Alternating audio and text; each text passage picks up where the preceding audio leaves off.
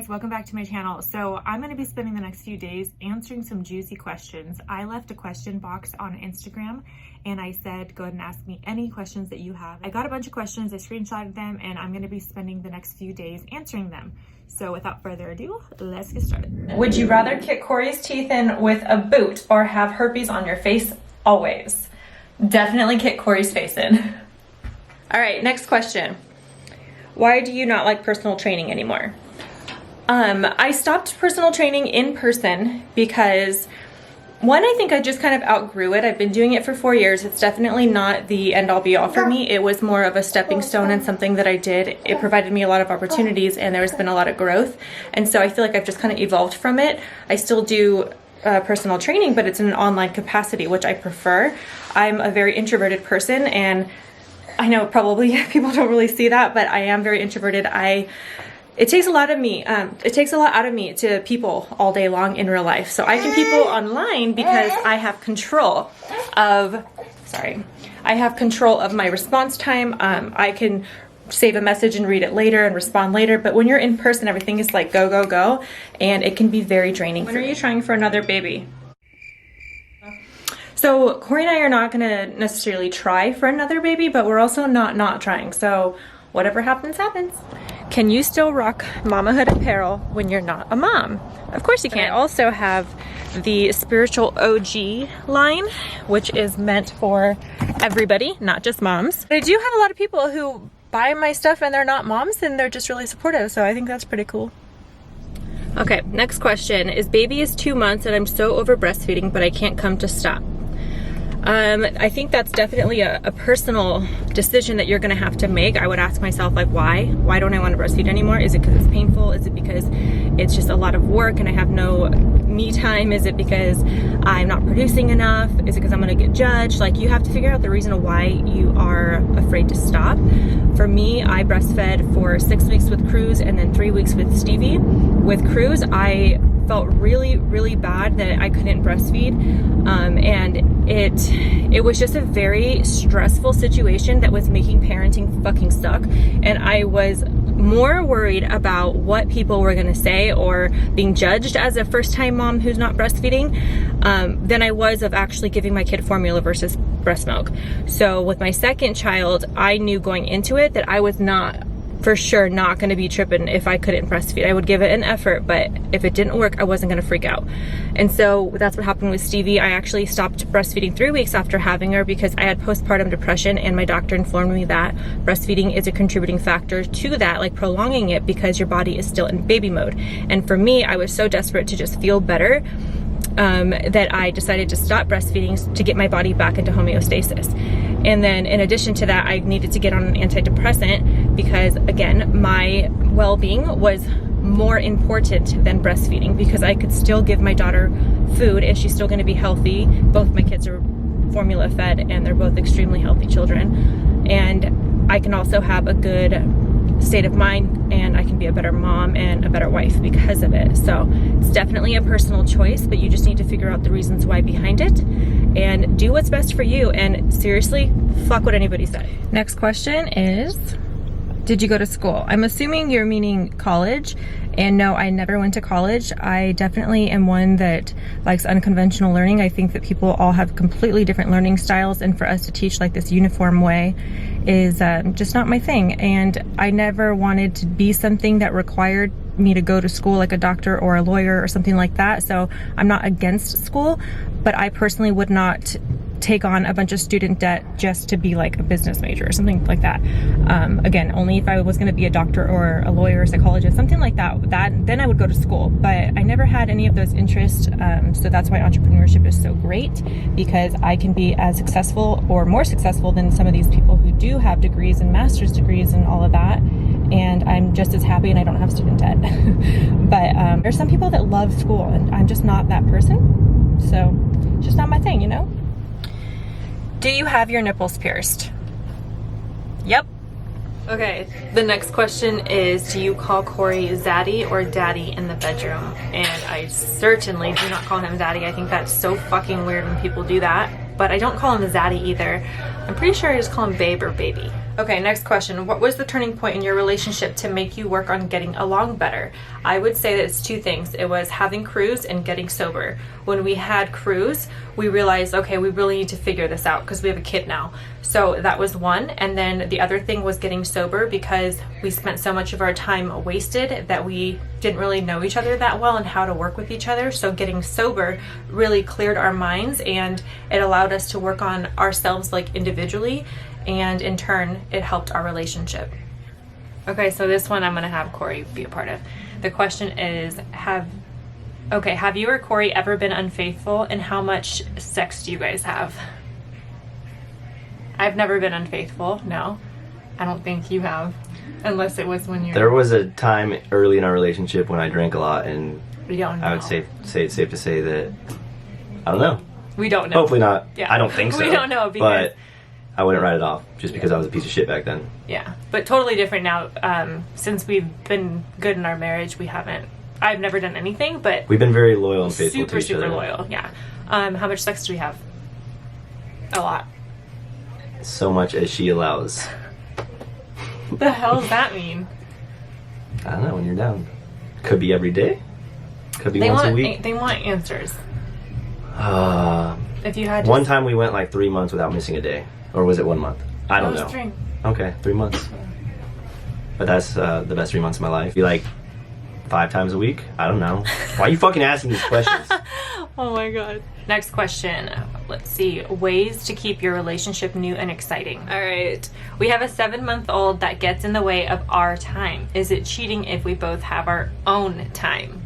I'm not sure I fully understand. If by our own time you mean masturbation, then not if it's okay with the other person. It's just like if you have an open relationship and you're fucking other people, it's not cheating, right? So if you guys are cool Be with on it, the you're cool same with it. page. Yeah. We're all human. Oh, okay. Next question. How do you handle insecurity in your relationship if you've ever felt that? I think it's safe to say that I'm human, so I definitely have had insecurities. Not really to do with Corey, because he does do a really great job of making me feel loved and secure. He's very affectionate. He's very trustworthy. I think that honestly, he's the best husband ever, and I have no complaints when it comes to that. If there are insecurities, it has to do with me, myself, and I, nothing to do with him. So I try to handle them on my own. I also communicate it to him just in case I am a little bit more sensitive in a certain area. That way he knows, but it's really my job to take care of them and seek whatever help that I need to in order to feel more confident, and just not deflect it onto him, because the last thing you want to do is bring your personal insecurities into a relationship and make your significant other feel like it's their fault or that they're making you feel a certain way, when really you know that it's internal. So you got to deal with the stuff on the inside. That way you externally are a confident person. Okay, so the next question, let's see. How do you keep the intimacy with kids and jobs? I'm a struggling new mama, and I'm feeling disconnected. In the beginning, when we first had Stevie and also with Cruz, it was an adjustment period. So it wasn't like things were like hot and spicy in the bedroom. It was definitely like still getting comfortable. So it takes time, but the more I started to lose my weight and work out again and feel happier about my body, then our sex life started to improve again. So I think it's normal if you're a new mom to be feeling that disconnect, but it will happen eventually. You just have to obviously work on your confidence.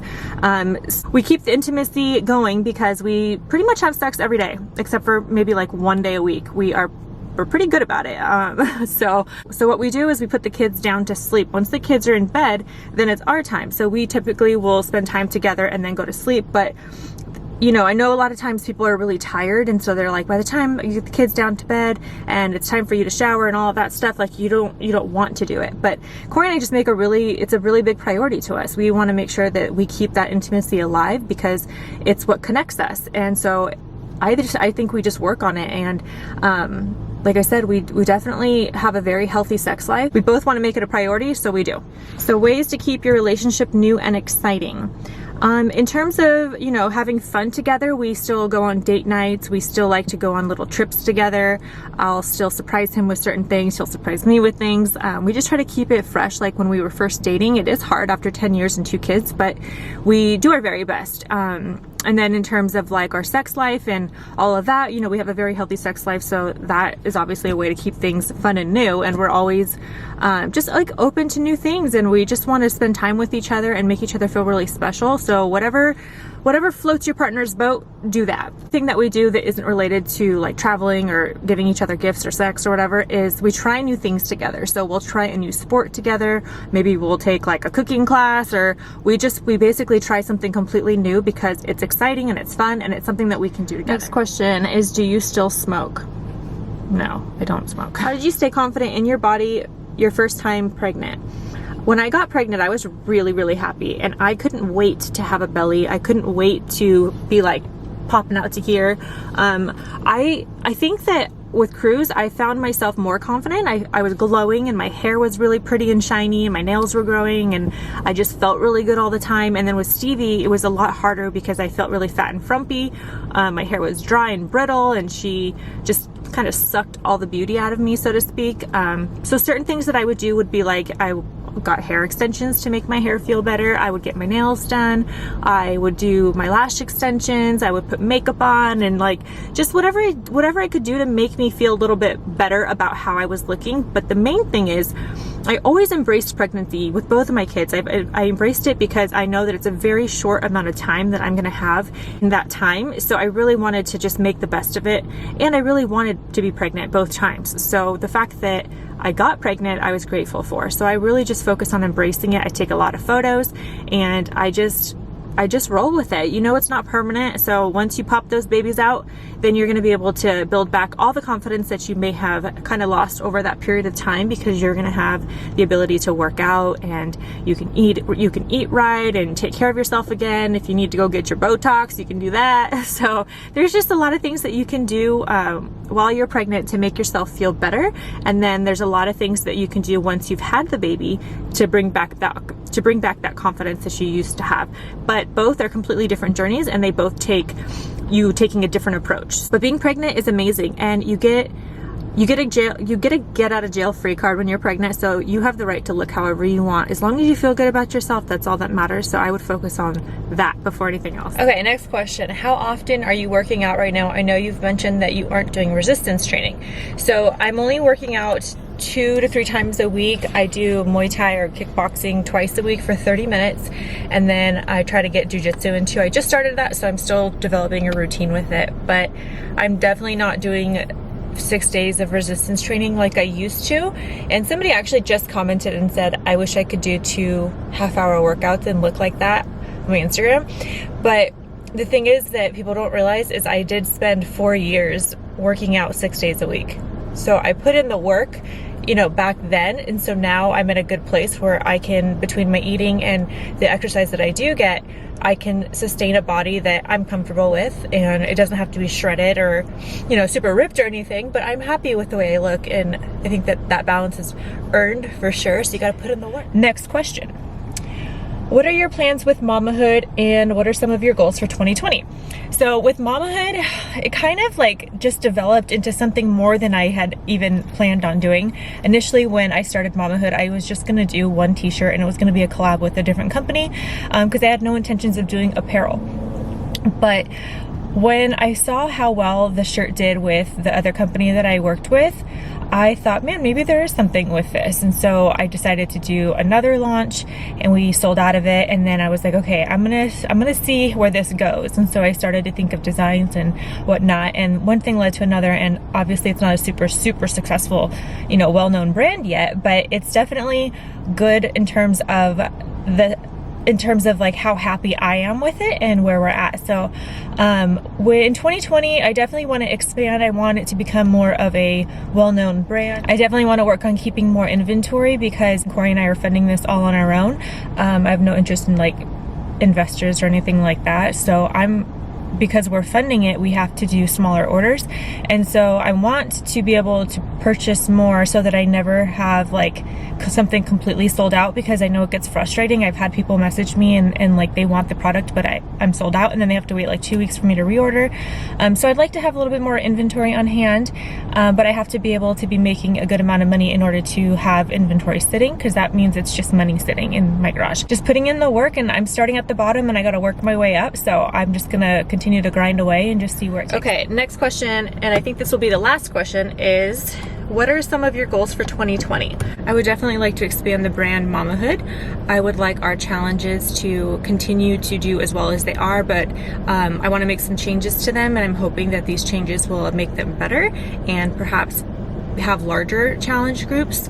I would like to actually make some money on Mamahood. I want it to become a really profitable business for me. It's profitable, but not by a lot, and a lot of times I am breaking even, or sometimes I've even taken a loss because I give away a lot of stuff, which I've learned is not something you're supposed to do at this stage in your career.